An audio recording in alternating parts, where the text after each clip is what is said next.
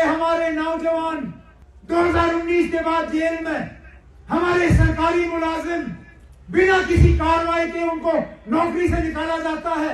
उन्होंने इंटरव्यू में कहा कि हमने यहाँ के नौजवानों को खरीदने के लिए टंगमर के एमएलए के हाथ पैसे दिए। लोगों के घरों के ऊपर बुलडोजर चलाए जाते हैं, उस वक्त इनको कोई परवाह नहीं होती। लेकिन यहाँ जिस आदमी को गुनहगार पाया गया, उम्र कैद की सजा सुनाई गई। इसलिए मैं कहता हूं कि बार बार मरकज हमें ये याद दिलाती है कि हमारे खून की कोई कदर नहीं। जिन नौजवानों से कहा गया था कि घर बैठे बैठे आपको सरकारी मुलाजमत के ऑर्डर पहुंचा दिए जाएंगे, कहां है वो ऑर्डर? कहां कर रहे हो आप सरकारी मुलाजमत? उल्टा जो लगे थे उनको भी निकालने का काम हो रहा है। का नक्शा बदला गया, हमारी शनाख्त, हमारी पहचान, हमारा वकार, सारा कुछ तहस नहस हुआ। जहां जम्मू कश्मीर में बहुत कुछ बदला, हमारा झंडा हमसे छीना गया, हमारा आईन हमसे छीना गया, हमारी पहचान हमसे ली गई, वहां कुछ ऐसी चीजें हैं जो नहीं बदली। साजिशें, लोगों की आवाज को दबाना, बिखराने की कोशिश करना, आम लोगों की आवाज को कमजोर करने की साजिश, इसमें कोई खास कमी नहीं आई। ये साजिशें तो 84 से शुरू हुए, लगभग 40 साल हुए जब उस वक्त खरीद फरोख्त करके जनाब फारूक अब्दुल्ला साहब की हुकूमत गिराई गई थी।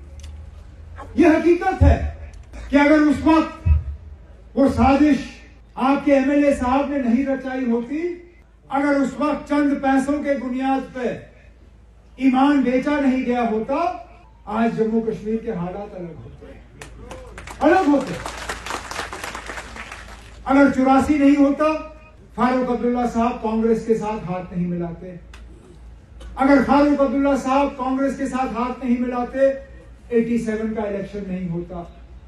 अगर 87 का इलेक्शन नहीं होता, यहां हालात नहीं बिगड़ते। अगर हालात नहीं बिगड़ते तो आज जम्मू कश्मीर अपना मुकाबला इस मुल्क के बड़े बड़े रियासतों के साथ कर रहा होता। हमारी परेशानियों का, हमारी मुश्किलातों की शुरुआत उस साजिश से हुई। और ये नहीं कि वो अपने हरकतों से बाज आए, उसके बाद भी जब जब मरकज ने उन्हें साजिश करने में उन्हें बुलावा दिया, वो पीछे नहीं रहे। फिर याद आता है हमें साल 2000, जब मेरे कई सारे साथी उस वक्त एमएलए थे, मिनिस्टर थे, असेंबली ने अंदरूनी खुद मुख्तारी का रेजोल्यूशन पास कराया, मरकज घबरा गई, नेशनल कॉन्फ्रेंस को कमजोर करने की साजिश रचाई गई, एक नई तंजीम को उस वक्त वजूद में लाया गया। उस नई तंजीम को कायम करने के लिए सबसे पहले आपके साहब का एमएलए, और मकसद यही था कि नेशनल कॉन्फ्रेंस की आवाज जो है उसको कमजोर किया जाए, कश्मीरियों की आवाज जो है उसको दबा दिया जाए। नई तंजीम बनी, हालात आपके सामने।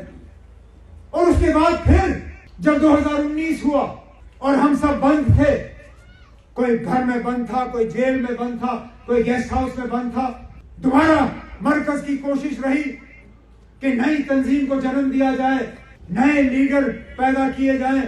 जब यहां एम्बेसडर भेजे गए, उनके साथ मुलाकात करनी थी, जब 5 स्टार होटलों में इन लोगों को दावत देना था, तो कौन आगे एक बार फिर आपके साहब का एमएलए। जब मेरी हुकूमत थी और मैं मुख्य वजीर आला था, ये मेरा इल्जाम नहीं है, उस वक्त के आर्मी जनरल जो चीफ ऑफ आर्मी स्टाफ थे, उन्होंने इंटरव्यू में कहा कि हमने यहाँ के नौजवानों को खरीदने के लिए टंगमर के एमएलए के हाथ पैसे दिए।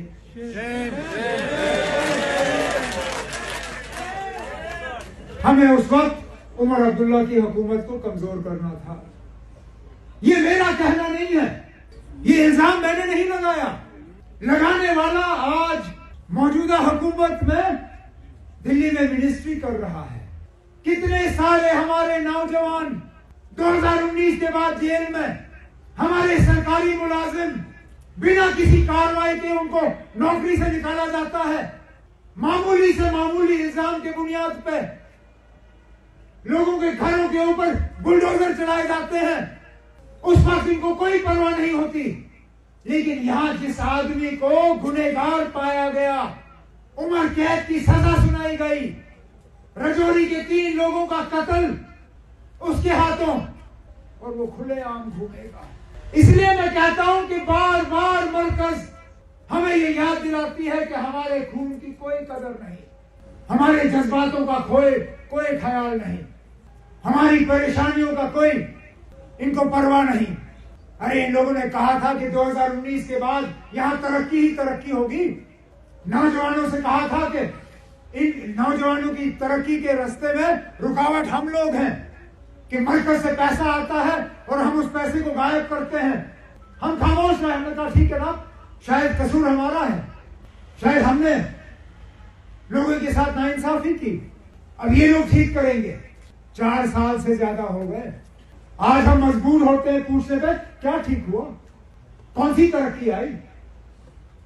जिन नौजवानों से कहा गया था कि घर बैठे बैठे आपको सरकारी मुलाजमत के ऑर्डर पहुंचा दिए जाएंगे, कहां है वो ऑर्डर, कहां कर रहे हो आप सरकारी मुलाजमत। उल्टा जो लगे थे उनको भी निकालने का काम हो रहा है।